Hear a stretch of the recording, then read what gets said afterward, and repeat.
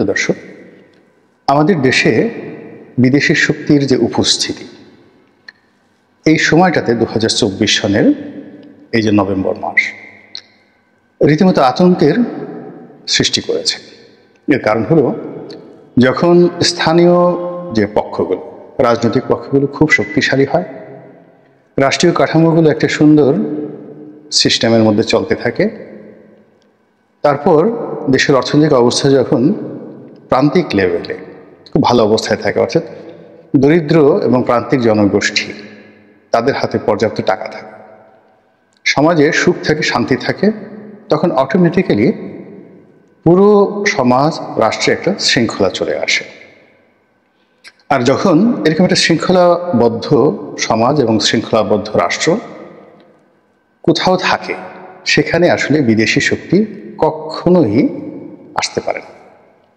তো সেই দিক থেকে যে গত 15 বছরের শেখ হাসিনার যে শাসন, এই শাসন সময়টিতে বা শাসনকালে আমাদের যে ফান্ডামেন্টাল অধিকারগুলো রয়েছে, মৌলিক অধিকারগুলো রয়েছে, সেই মৌলিক অধিকারগুলো যাকে বলা হয় অবদমিত, অপমানিত, লাঞ্ছিত হতে হতে ওগুলো কেবল সংবিধানে ছিল, কাগজে কলমে ছিল, বই পুস্তকে ছিল। মানুষ ভুলেই গিয়েছিল যে তারা এ রাষ্ট্রের নাগরিক এবং আওয়ামী লীগ এবং শেখ হাসিনা তাদেরই সেবক, তাদের মনোনীত, তাদের দ্বারা নির্বাচিত, এবং জনগণের বাইরে এই দলটির কিছুই করার নেই, এটি জনগণ ভুলে গিয়েছিল। আর আওয়ামী লীগের যারা লোকজন, তারা চিন্তা করেছিল যে এই দেশটি তার বা তাদের, তারা যা বলবেন সেটা শুনতে হবে, সেটা মানতে হবে, এবং আওয়ামী লীগের বাইরে অন্য কোনো রাজনৈতিক দলের আসলে এই বাংলাদেশ শাসন করারই ক্ষমতা নেই। দ্বিতীয়ত, এই বঙ্গে শেখ হাসিনা ছাড়া অন্য কোনো যোগ্যতর নেতা বা নেত্রী নেই যিনি কিনা প্রধানমন্ত্রী হবেন। এবং এই কথা স্বয়ং প্রধানমন্ত্রী বলতেন, সাবেক প্রধানমন্ত্রী বলতেন যে আমার পরিবর্তে বা আমার সাবস্টিটিউট কে আসবেন ক্ষমতাতে, নাম বলে তো। এখন তিনি তখন এমন একটা ভয়ে রাজত্ব তৈরি করে ফেলেছিলেন যে তার মুখের সামনে যদি কেউ বলতো যে আপনার চেয়ে অমুকে ভালো, কিংবা অমুক দল ভালো করতে পারবে, তাহলে তার মানে কি বলবো, শরীরের সঙ্গে মাথার যে সম্পর্ক ঘাড়ের মাধ্যমে, সেই ঘাড় বা গর্দান কোথায় থাকতো, এটি এখন গবেষণার বিষয়। তো বাস্তবতা হলো, সেই রাজা নেই, সে হাতি নেই, সে হাতি শাল নেই, ঘোড়ার শাল নেই, সেই যে গণভবন তারা সেটাও নেই। এখন নতুন একটা সরকার এসেছে, এটি জনগণের ম্যান্ডেট নিয়ে এসেছে, বিপ্লবের মাধ্যমে এসেছে, যেটাকে বলা হয় পপুলার গভর্নমেন্ট। কিন্তু লিগ্যাল, আইনগত যে ভিত্তি, এটি এই সরকারের নেই। দ্বিতীয়ত হলো যে এই সরকারের কোনো সংগঠন নেই, রাজনৈতিক সংগঠন নেই, এমনকি কোনো সামাজিক সংগঠন নেই, এবং তারা বাংলাদেশের মাটিতে বন্ধুহীন একটি সম্প্রদায়। এবং গত 100 দিন ধরে তারা যে সকল কর্মকাণ্ড করেছে, সেই কর্মকাণ্ডের ফলে এমন কোনো কিছু হয়নি যা কিনা মনে হয়, যা দেখে মনে হয় যে আমরা একটা নবযুগ পেয়েছি এবং অতীতের যে কোনো সময়ের চেয়ে আমরা ভালো আছি। কিন্তু সেটি মনে তো হচ্ছেই না, উল্টো যে সকল বিপদ, বিপত্তি, বিশৃঙ্খলা, অস্থিরতা, অনিশ্চয়তা, বিরক্তি, সব কিছু মিলে আমাদের যে জনজীবন, রাষ্ট্রীয় জীবন একেবারে এলোমেলো হয়ে পড়েছে। এখন এই অবস্থাতে যা হয়, দেশের মধ্যে অনেকগুলো শক্তি, যেগুলো নিয়ন্ত্রণহীন শক্তি, এগুলো মাথাছাড়া দিয়ে উঠেছে। যেমন ধরুন, বড় বড় যে রাজনৈতিক দলগুলো, সেই রাজনৈতিক দলগুলো যদি কখনো বিশৃঙ্খলা করে, আপনি তাদেরকে দায়ী করতে পারবেন এবং ধরতে পারবেন, সেটা বিএনপি হোক, জামাত হোক, জাতীয় পার্টি হোক। কিন্তু কোনো অসংগঠিত শক্তি, যেমন ধরুন কিশোর গ্যাং, কিংবা ধরুন এই যে রাস্তায় ছোট ছোট সংগঠন, তারা দাঁড়িয়ে গেল, শত শত যাকে বলা হয় ছোট ছোট সংগঠন, টেকনাফ থেকে তেঁতুলিয়া পর্যন্ত বিভিন্ন নামে বেনামে চাঁদাবাজি করলো, ডাকাতি করলো, রাহাজানি করলো, আপনি এদেরকে নিয়ন্ত্রণ করতে পারবেন না। এবং যখন সমাজে অনিশ্চয়তা থাকে, তখন ভদ্রলোকগুলো, যোগ্য লোকগুলো আত্মমর্যাদা এবং সম্মান বাঁচানোর জন্য পেছনে চলে যায়, আর সামনের সারিতে চলে আসে অযোগ্য, অদক্ষ, বিরক্তিকর, বিরক্তিকর। যেমন ধরুন, গভীর জঙ্গলে রয়্যাল বেঙ্গল টাইগার থাকে, কিন্তু লোকালয়ে মানুষের বিরক্তি উদ্রেক করে কিছু প্রাণী আছে। তদ্রূপ একটি দেশে যখন রাজনৈতিক বিশৃঙ্খলা চলে, তখন সত্যিকার অর্থে যারা প্রাজ্ঞ রাজনৈতিক নেতা, তারপর যোগ্যতর নেতা, তারা খামোশ হয়ে যায়, তারা চুপ হয়ে যায়। আর ওই জায়গাতে দেখা গেল যিনি মেম্বার হতে পারেন না, তিনি রাষ্ট্রপতি হওয়ার জন্য ঘোরাফেরা করছেন। অথবা ধরুন জীবনে কখনো রাজনীতি করেননি, তিনি এখন মন্ত্রী এমপি হওয়ার জন্য সেই বিএনপি, আওয়ামী লীগ, জামাত সবাইকে গালাগাল করছেন। তো এরকম বিশৃঙ্খলা যখন চলতে থাকে, পানি ঘোলা হয়ে যায়, রাজনীতির মাঠ ঘোলা হয়ে যায়, সব কিছু এলোমেলো হয়ে যায়। এবং তখন নানা রকম বিদেশি শক্তি বাংলাদেশে বা অন্য যে কোনো দেশে যেখানে এরকম পরিস্থিতি হয় সেখানে চলে আসে। অতীতে আমরা যদি ধরি ইস্ট ইন্ডিয়া কোম্পানি, তারা বাংলাদেশে কেন এসেছিল ব্যবসা করার জন্য, আদানিদের মতো, কিন্তু এসে পুরো ভারতবর্ষ দখল করে ফেলল। এবং তারা যে ভারতবর্ষ দখল করে ফেলেছিল, এর মূল কারণ ছিল এই যে এখন যে অবস্থা চলছে পুরো ভারতবর্ষের রাজনীতি, সেটা দিল্লির সিংহাসন বলেন, বাংলা, বিহার, উড়িষ্যার সিংহাসন বলেন, সব জায়গাতে কিন্তু একই অবস্থা চলছিল। তো এখন সেই আদিকালের ইস্ট ইন্ডিয়া কোম্পানি নেই, কিন্তু এই আধুনিক প্রযুক্তির যুগে ইস্ট ইন্ডিয়া কোম্পানির চাইতেও জঘন্য, নির্মম এবং নিষ্ঠুর বিভিন্ন ব্যবসায়িক গ্রুপ বিভিন্ন ছিলায়, বিভিন্ন ছলচাতুরিতে মানুষের মনে ভয়, আতঙ্ক, আশা, স্বপ্ন ইত্যাদি জাগিয়ে পুরো সমাজকে অস্থির করে তুলছে।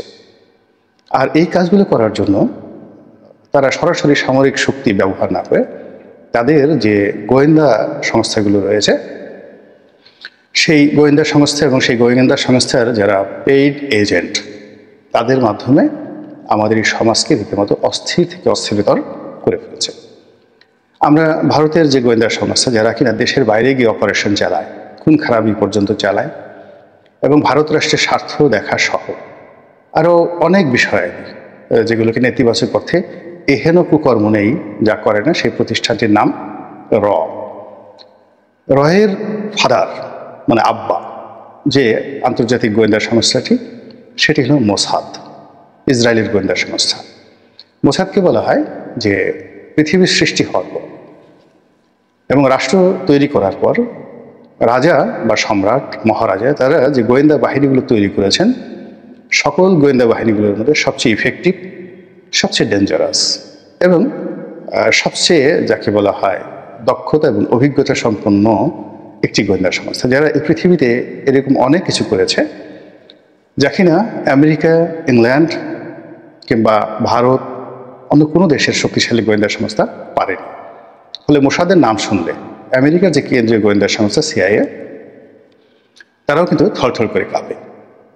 এরপর ধরুন সিআইএ, এরপরে রাশিয়ার গোয়েন্দা সংস্থা যেটা সাবেক গোয়েন্দা সংস্থা কেজিবি, তারপরে ব্রিটিশ গোয়েন্দা সংস্থা, এই সবই খুবই গুরুত্বপূর্ণ এবং তার সঙ্গে আমাদের এই বাংলাদেশে এবং পাক ভারতে আইএসআইকেও কিন্তু, অর্থাৎ যেটা পাকিস্তানের যে সামরিক গোয়েন্দা সংস্থা আইএসআই, আমাদের যেমন ডিজিএফআই, ওদের আইএসআই, এটাও কিন্তু খুবই যাকে বলে ইফেক্টিভ আমাদের সাবকন্টিনেন্টের জন্য। তারাও অনেক অঘটন ঘটাতে পারে এবং ঘটিয়েছে বিভিন্ন সময়টিতে।